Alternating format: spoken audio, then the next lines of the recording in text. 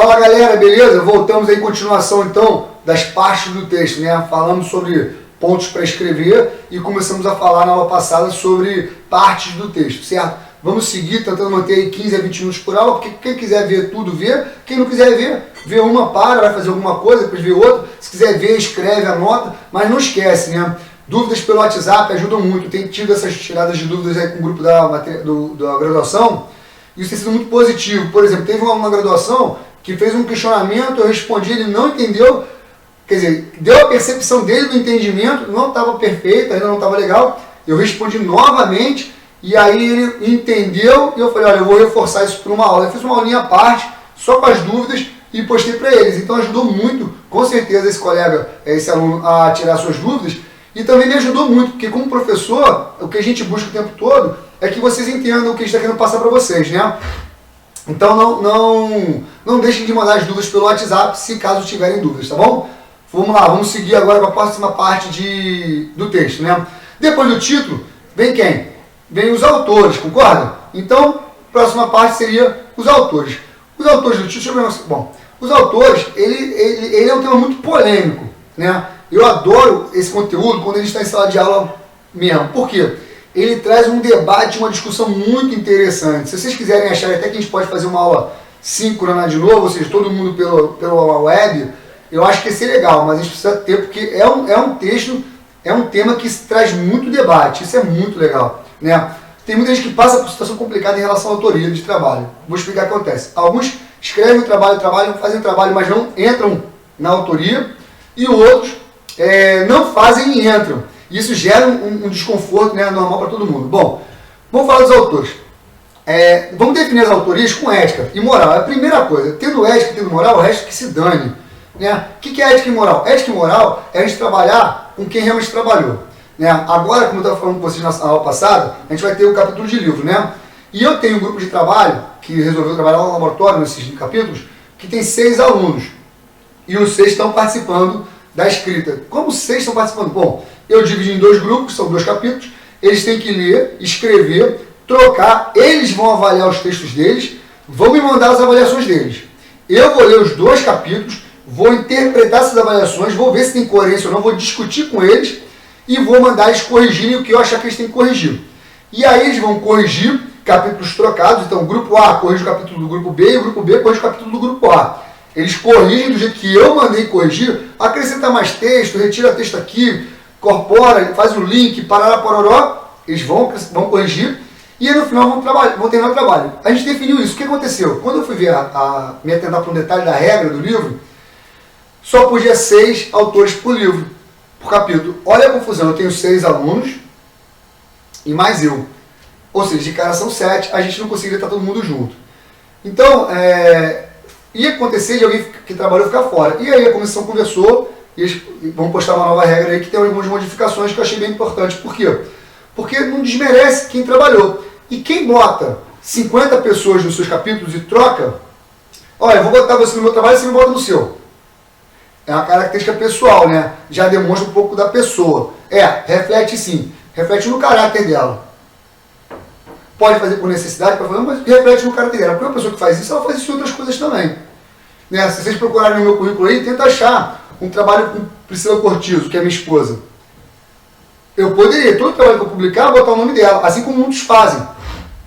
Eu prefiro não fazer. Se não me engano, deve ter um trabalho que a Priscila até comigo, que é uma revisão sobre fitase, que praticamente eu posso dizer que foi quase ela que fez, da minha qualificação do doutorado. Eu tinha algumas questões a fazer, estava muito apertado, pedi para ela me ajudar, ela na graduação, ela me ajudou e eu botei o nome dela. Mas fora isso, se não me engano, a gente deve ter mais um trabalho publicado em conjunto, tá legal? Se tiver mais 1 ou 2, mas são muito poucos. Então cada um tem sua forma de trabalhar, tá legal? Primeira regra para a autoria é ética e moral. Fazendo com isso o resto vai dar tudo certo. Então vamos dar uma olhada nesse texto aí, que aí a gente vai conseguir tirar alguns pontos para discussão.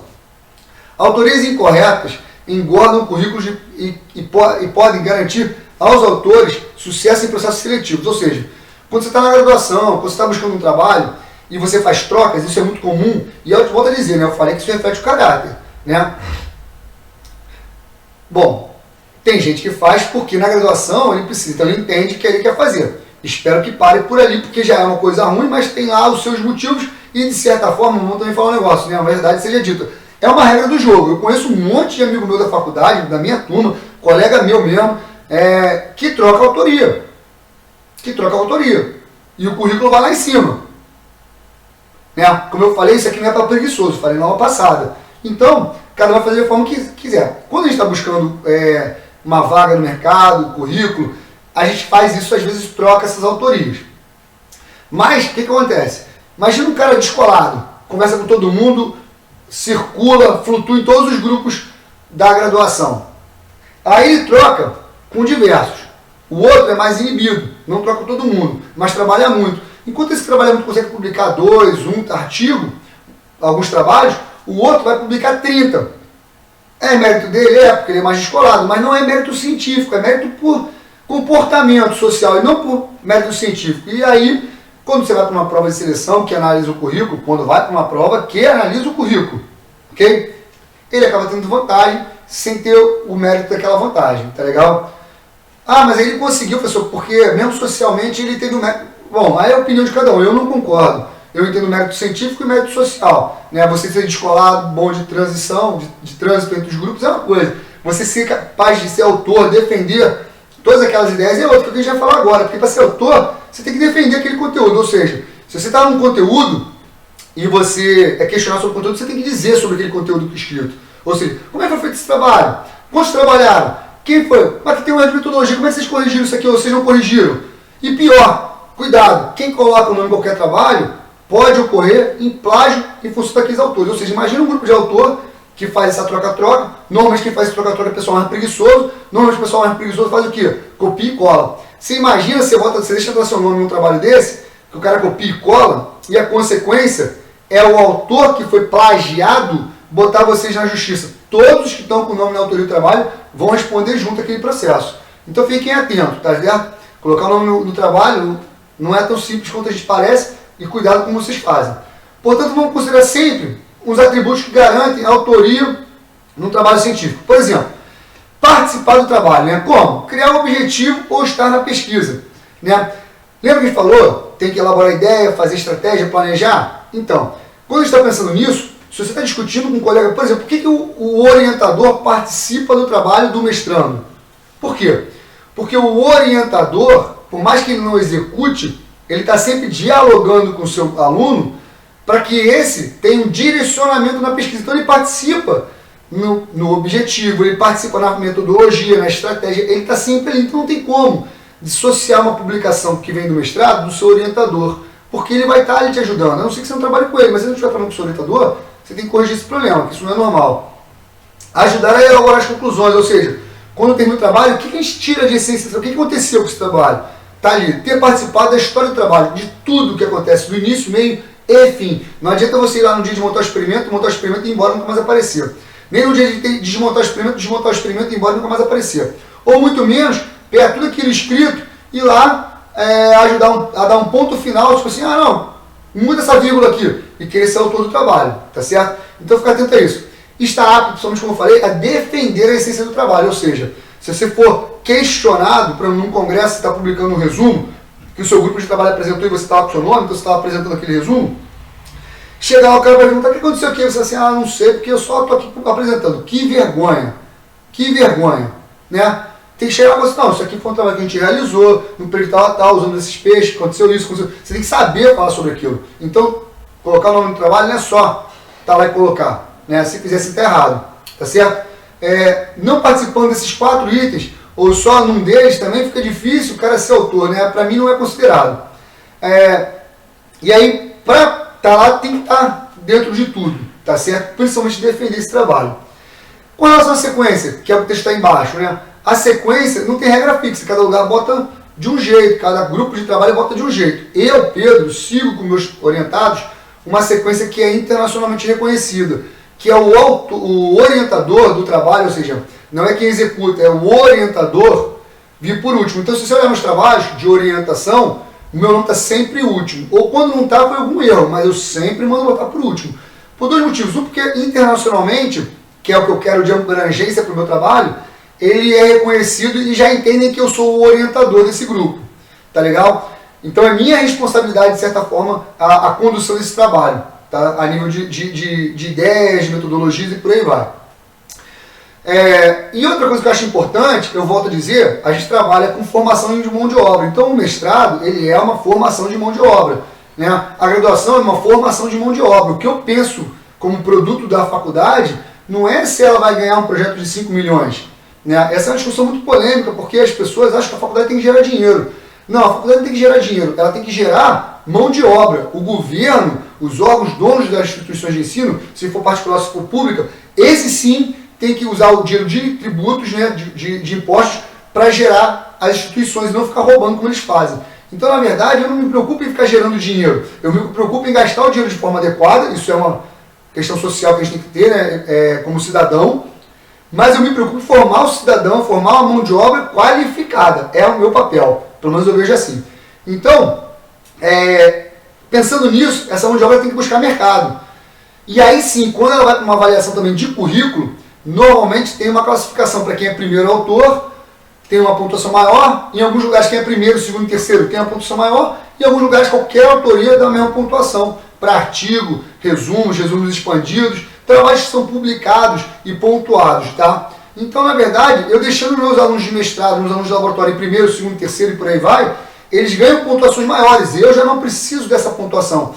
Quando a avaliação do meu currículo é feita atualmente para adquirir projetos, né, ganhar recursos para projetos, eles não perguntam se eu sou primeiro, segundo ou terceiro autor. Perguntam por trabalhos publicados.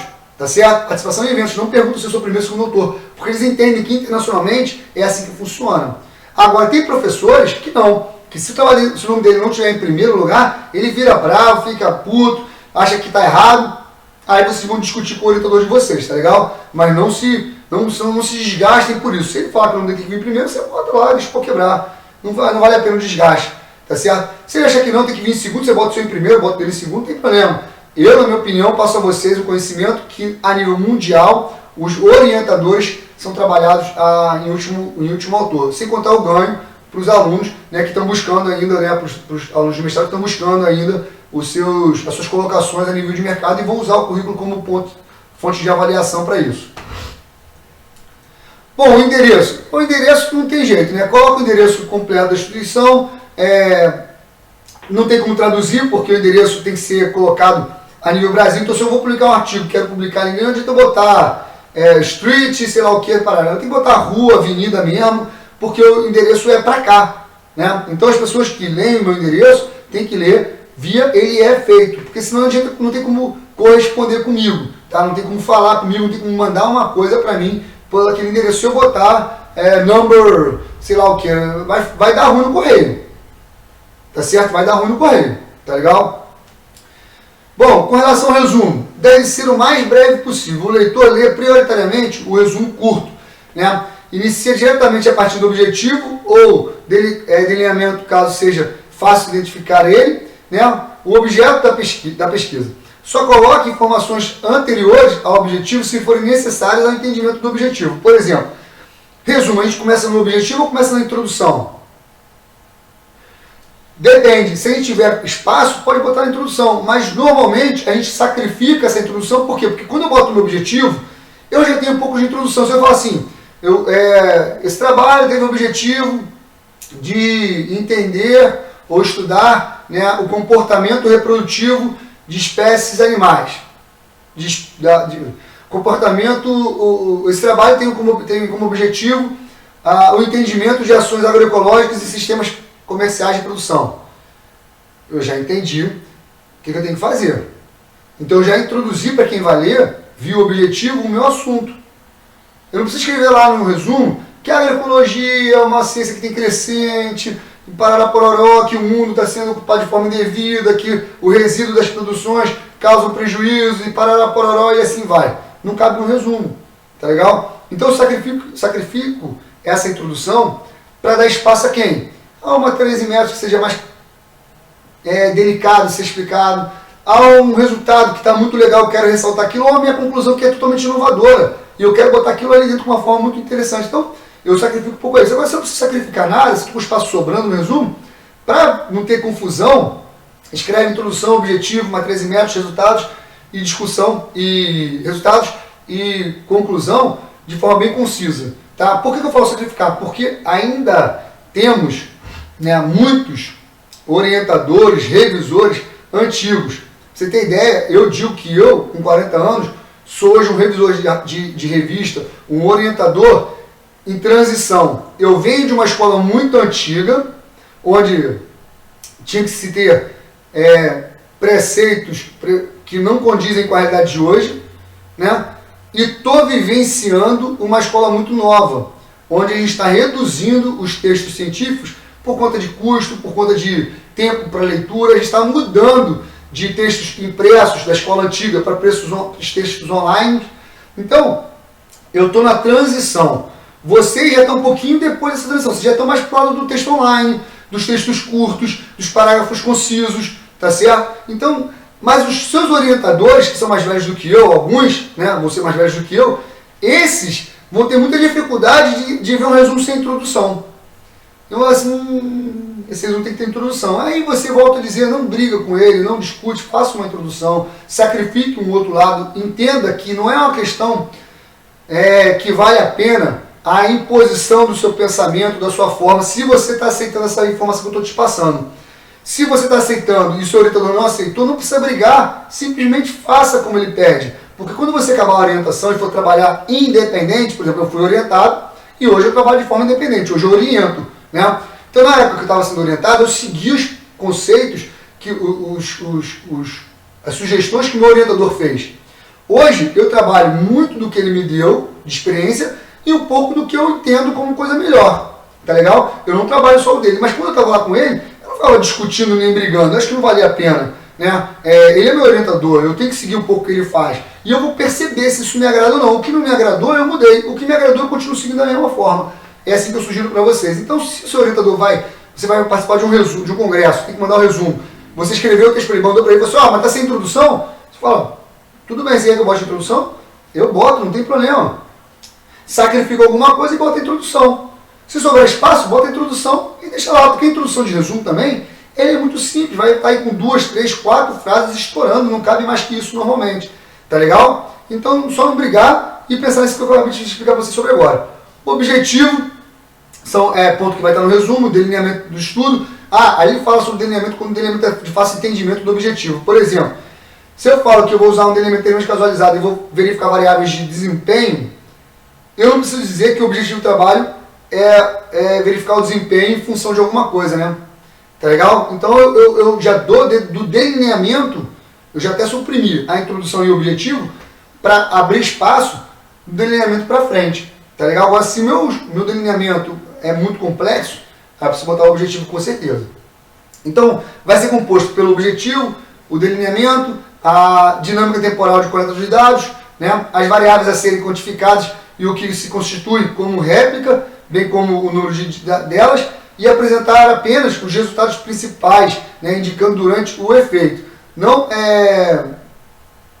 E não o resultado final, só o principal, tá certo? Apresentar as principais conclusões, se restringindo a mais gerais, né? O importante é que sejam relevantes, ou seja, você vai pegar e vai trabalhar de forma geral a conclusão. Então assim, a variável 1 ganhou boa, a variável 2 foi ruim, a variável 3, 4, 5 foram boas. Então você acha assim, olha, de forma geral, o trabalho foi bom e deu o resultado esperado, né? Tendo um grande impacto na sociedade. Pronto. O cara fala assim, como assim? Ele vai ler aquilo, ele vai buscar entender o que você entende como impacto na sociedade. Então, se der uma coisa mais geral, tudo que a gente vai fazer no texto, gente, é para trazer o leitor para dentro do texto. A gente quer que ele leia. Se o cara ler seu resumo e estiver ruim ou mal escrito, ele já não vai ler seu texto mais. Se ele ver seu título estiver grande, ele nem vai pegar seu texto para ler. Normalmente a gente lê o título, do título a gente busca o resumo, do resumo a gente busca matérias e métodos ou os resultados em tabela ou em figuras, para a gente não ter que ler tudo, porque dali eu já tiro algumas conclusões e já posso usar seu texto inclusive. Agora, se eu tiver com o texto todo entroncado, mal apresentado, eu não consigo fazer essa questão e, consequentemente, eu não consigo que as pessoas leiam esse texto, tá legal? Então, a gente tem que fazer de tudo para que ele leia o texto, tá joia? Bom, vou ficar aqui, deixa eu ver aqui, vou ficar aqui na palavra-chave, não, vou gastar a palavra-chave, vou fechar em palavra-chave, para a gente poder começar pela introdução, que são pré-textos, vamos falar assim, né? Então, palavra-chave. Coloque o número máximo permitido. Lembra que seu texto é achado pelo título, pela palavra-chave e pelo resumo. Sendo que título e palavra-chave são os maiores indexadores de artigos e de textos disponibilizados pela internet via online, tá legal? São os maiores indexadores. Então, se a revista te permite 6, bota 6. Se a Post permite 8, bota 8. Não bota 3 nem 2. E detalhe, não repete palavras. Lembra que a gente falou sobre o título com nome científico e nome popular? Lembra? Então, é um bom momento. Se eu não botei o nome científico no título, botei só tilápia, na palavra-chave eu posso botar o orocômono gilótico. Se eu botei o nome científico no título, na palavra-chave eu boto tilápia. Por quê? Se a pessoa escrever tilápia, meu texto vai ser encontrado. Se ela escrever orocômonos, vai ser encontrado. Se eu não botar uma das duas, só vai ser encontrado se eu botar uma. Né? E vamos evitar também algumas coisas como mini frases e mini palavras, né? Que as palavras assim, gigante. Por quê? Se o cara escrever exatamente aquela palavra gigante como você escreveu, gigante no sentido composta com 2, 3, 4 palavras, o que vai acontecer? Ele não vai achar, tá legal? Então, por exemplo, variáveis biofísico-químicas. É uma palavra que existe no termo técnico, mas dificilmente alguém escreve ela exatamente como você escreveu. Consequência disso, essa palavra-chave não vai funcionar para nada, tá legal? Coloque o número máximo de palavras permitidas pela revista, pela pós, pelo regidor da regra daquele texto.